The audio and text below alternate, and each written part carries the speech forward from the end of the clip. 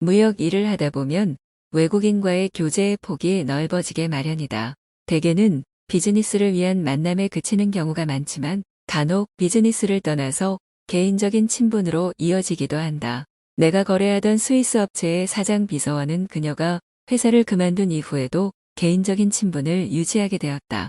그녀는 독일 태생으로 이탈리아 남자와 결혼한 유부녀였는데 언뜻 보아서는 대학생처럼 보이는 청순한 외모의 영어, 독일어, 프랑스어, 이탈리아어 등 4개 국어를 자유자재로 구사하는 그야말로 재색을 겸비한 유능한 여비서였다. 대부분의 유럽 회사 비서들이 그렇듯이 그녀는 단순히 사장을 보좌하는 데 그치지 않고 사장을 대신해서 해외 거래처와의 교신을 전담하는 등 전문 비서로서의 역할을 충실히 수행하였고 자연히 나의 비즈니스 파트너로서의 역할도 겸하게 되었다.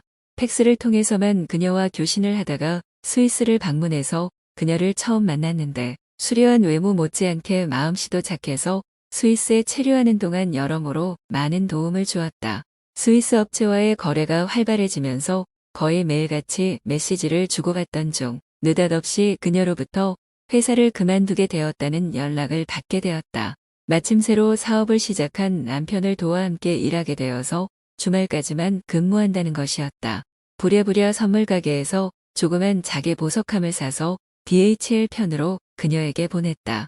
그동안 여러모로 도와주어서 감사하다는 뜻을 전하면서 회사를 그만두더라도 한국이라는 나라를 잊지 말고 남편과 사업 잘하라는 둥 두서없는 글을 편지로 써서 동봉하였다. 며칠 후 그녀로부터 팩스가 왔다. 보내준 선물이 너무 마음에 든다며 자기가 이제까지 받아본 어떤 선물보다도 값진 선물이라고 하면서 스위스에 올 일이 있으면 꼭 연락하라고 했다. 그로부터 몇 년 후 스위스 업체를 다시 방문해서 미팅을 마치고 나오는데 후임 여비서가 전에 근무하던 여비서가 자기한테 꼭 연락을 해달라고 부탁했다면서 그녀의 집 전화번호를 건네주었다. 회사를 그만두고서도 자주 동료들과 연락을 주고받다가 내가 스위스에 온다는 소식을 듣고 후임 여비서에게 부탁을 한 것이었다. 스위스에 갈 때 그녀 생각을 안 한 것은 아니었지만 공연히 그녀가 인사치레로 연락하라고 한 것일지도 모르는데 번거롭게 할 것 같아 망설이고 있었는데 그녀로부터 꼭 연락을 해달라는 전가를 받으니 전화를 안 할 도리가 없었다. 하지만 스위스 업체 사장이 초대한 저녁 식사 자리를 마치고 호텔로 돌아오니 이미 밤 9시를 넘기고 있었다. 다음 날 아침 일찍 다음 출장지인 밀라노로 떠나야 했으므로 늦은 시간이었지만 안부라도 물어보아야겠다고 전화를 했더니 뜻밖에도 남자가 전화를 받았다. 그녀의 남편이었다. 큰 잘못이라도 저지른 사람처럼 장황하게 전화한 이유를 늘어놓으려 하니 그가 말을 자르며 어느 호텔에 묵고 있는지를 물었다. 얼마 후 그가 호텔에 도착하였고 아기 때문에 아내와 같이 오지 못했다면서 자기 집으로 가자고 했다.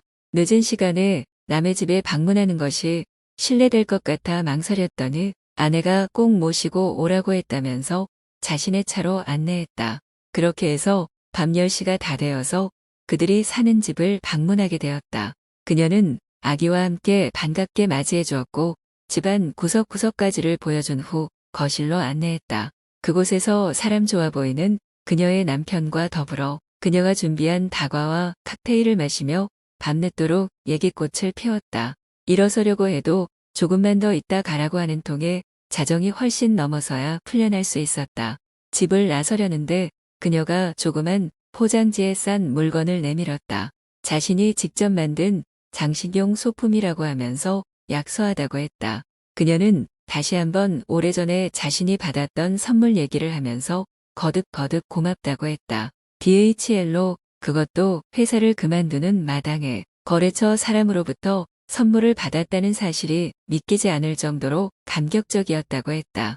다음에 스위스 올 일이 있으면 꼭 연락하라며 눈시울을 붉히는 그녀를 뒤로하고 그녀의 남편이 시동을 걸어놓은 차에 올랐다. 차가 달리면서 시야에서 그녀의 집이 사라질 때까지 그녀는 아기를 안은 채 그 자리에 꼼짝 않고 서 있었다.